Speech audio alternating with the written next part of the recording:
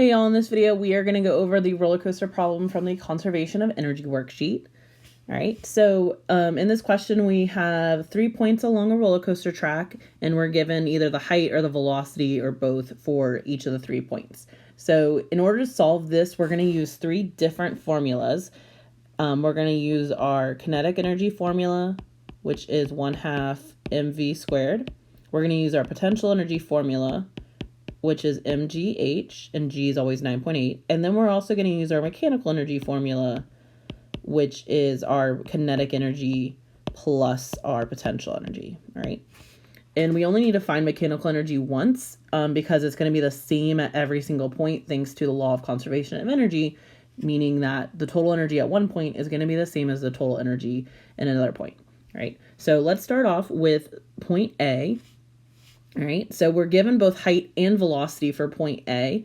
So we can start off by finding our potential energy for point A is going to be our mass, which in this case, it was given to us in the question that I don't have on the screen here, was given as 8 kilograms. So we're going to have a mass of 8 times 9.8. Again, G is always 9.8 times the height that's given to us is 5.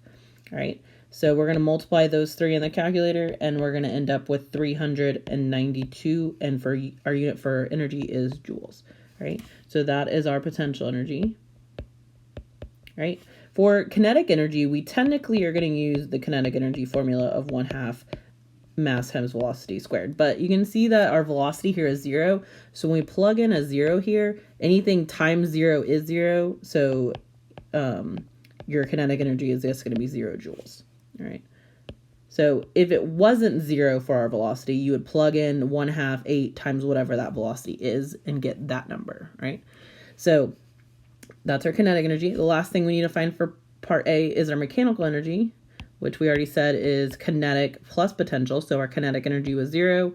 Our potential is 392. So we're just going to add that together, which is, of course, 392. All right. And again, it's energy, so it's joules, right? Now, thanks to the law of conservation of energy, once we find mechanical energy at one spot in the coaster, it's going to be the same for every other spot. So point B is going to be 392, and point C is going to be 392. And that's important to remember, because if you forget, you're going to struggle finding the information on points B and C. All right, so that's spot A. Let me erase some stuff so I can make room for B.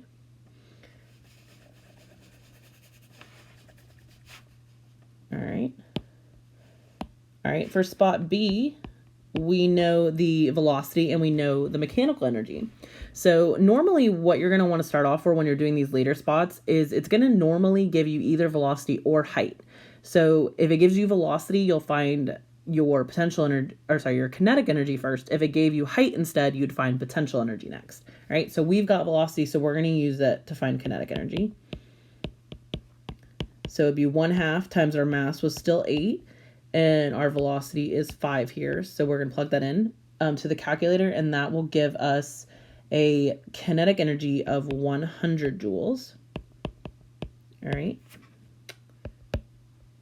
And then we can use our mechanical energy formula to find our potential energy formula.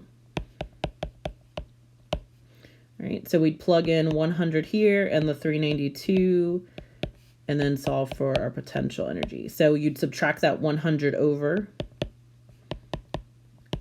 and that would give you 292 equals your potential energy. All right. And then the last thing you want to solve for is height, and the formula out of the 3 that we're working with that has height in it is potential energy. So we're going to use that to solve for our height. So we're going to plug in that 292 we just found, our mass of 8, our gravity of 9.8, and then solve for height. So we're going to multiply 8 times 9.8 and then divide that to the other side. And you should end up with a height that rounds to 3.7. And it's height, so it's going to be in meters. All right. So again, find your kinetic energy. Since we have velocity, we can do that easily. Then subtract it from our mechanical to get our potential. And then we can use the potential energy formula to solve for height. All right. So that's B. Let me erase to give us room to do part C. All right, and then the last part, part C, Kind of similar to B, but instead of doing kinetic energy first, we're going to do potential energy first because it gives us our height.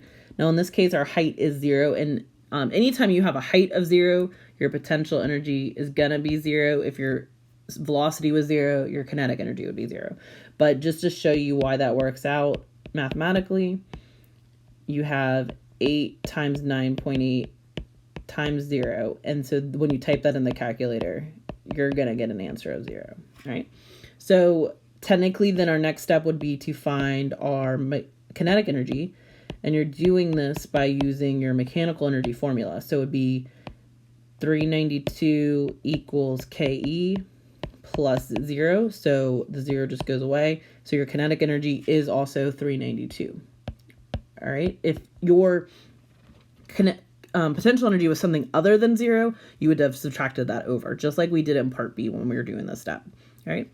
So now the last step is to find your velocity. So you're going to use the kinetic energy formula because that's the formula that has velocity in it out of the ones we're working with currently. All right. So your kinetic energy is 392 equals 1/2 times 8 times velocity squared. 1/2 times 8 is 4. So then you're going to divide the 4 over to the other side. That is going to equal, give me a second, I can write that down, 98. And that equals v squared. So we don't want v squared, we want v. So then we're going to square root that. And that is going to round to 9.9 for our velocity. And it's meters per second since we're dealing with velocity. All right.